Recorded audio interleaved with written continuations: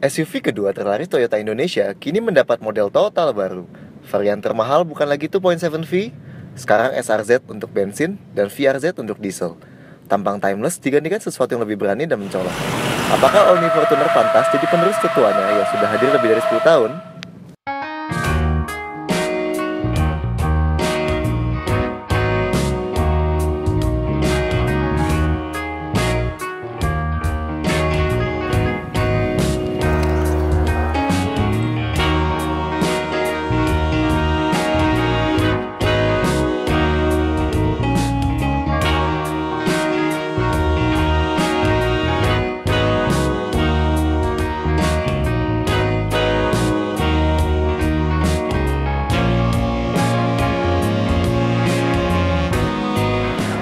Meskipun sama-sama pakai platform TNGA, tapi jelas banget Fortuner pengen ngebedain dirinya dari Innova dan Hilux.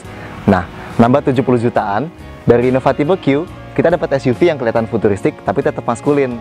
Bonusnya, minus rasa was-was kalau lagi musim banjir gini di Jakarta. Dibanding sebelumnya, Fortuner lebih panjang dan lebar, namun sedikit lebih pendek. By LED atau lampu beam dekat dan jauh dengan LED, jadi yang dibanggain Fortuner.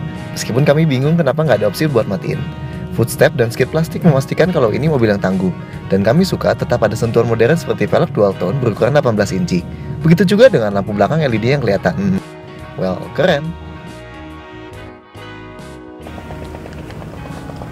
Poin plus Fortuner dibanding yang lain, dia ada bagasi elektrik. Tapi sayang, tempat penyimpanan di belakang sini masih kurang luas. Nah, kalau dilipat juga, lantainya ngebentuk struktur tangga dari sasis ladder frame-nya. Udah gitu, lipatan ke atas gini bikin susah masukin barang yang gede, misalnya masukin 3 sepeda gitu.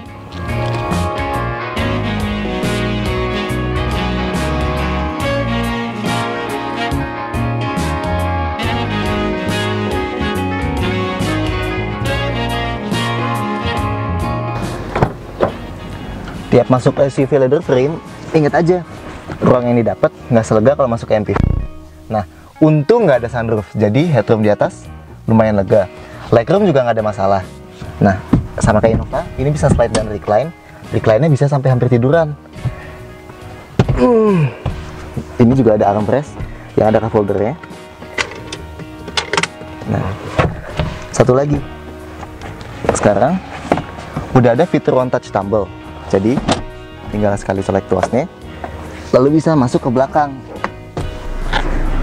Nah, atap ini didesain supaya ada headroom belakang lebih.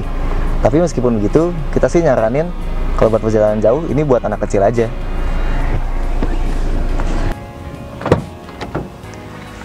Sekarang pengaturan jok depan udah elektrik, cuma minus lumbar aja. Nah, setirnya juga udah tilt dan teleskopik. Yang paling enak, itu sandaran kaki kiri lega banget, jadi nggak bakal berasa claustrophobic atau cepat pegel. Berkaca dari sebelumnya, kami sempat tidak percaya ketika melihat laci dashboard, fascia tengah, door trim, dan tuas rem tangan yang berlapis kulit. Panel kayu berbahan doff pun terasa asli dan membuat rasa kabin jadi sangat mewah. Lampu kabin pun sudah LED loh, meskipun desainnya tidak se-ekstrim di Innova. Fitur juga dipastikan tidak pelit. Semua jendela sudah auto up-down, tombol audio steer, monitor plafon, power dan eco mode, sampai head unit layar 8 inci dengan touchscreen yang sangat sensitif dan jernih, bisa multi gesture dan air gesture meskipun cuma sekali-sekali.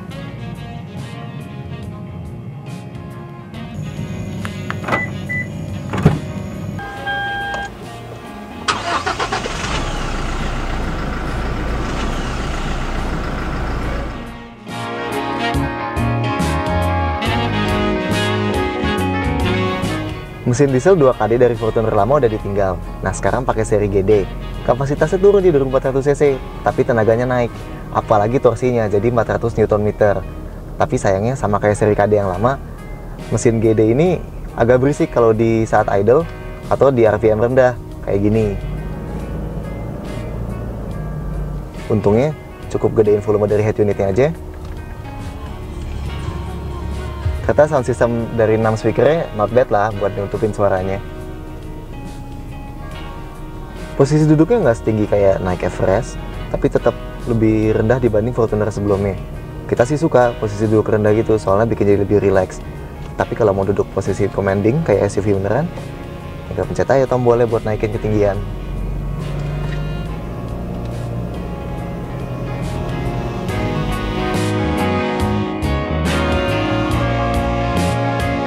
Meski udah pakai transmisi otomatis 6 percepatan baru, tapi kami nggak begitu suka sama performanya.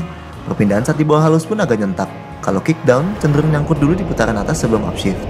Isu paling nyebelin, saat transmisi digeser ke mode manual dan pedal shift untuk naikin gigi ditekan sambil injak pedal gas maksimal, cuma angka gigi di MID aja yang naik.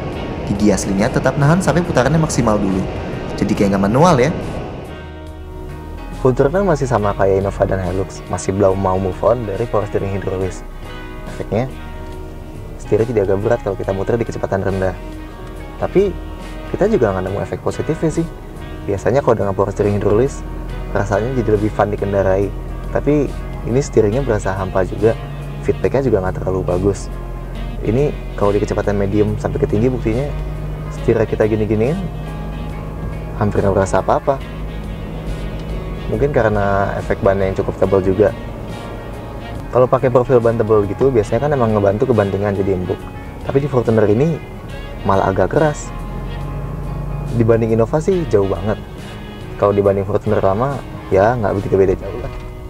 Perpindahan gigi yang masih kurang smooth dan suara mesin diesel yang sedikit tembus jelas nggak bakal jadi deal breaker. Lagian banyaknya fitur dan refinement pada eksterior, interior, dan mesin tetap menjadi poin plus Fortuner. Terakhir, harganya di bawah 500 juta juga patut jadi poin pertimbangan.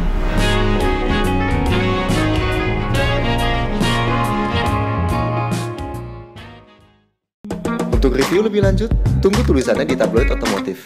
Jangan lupa juga untuk subscribe dan saksikan video otomotif TV lainnya. See you next time!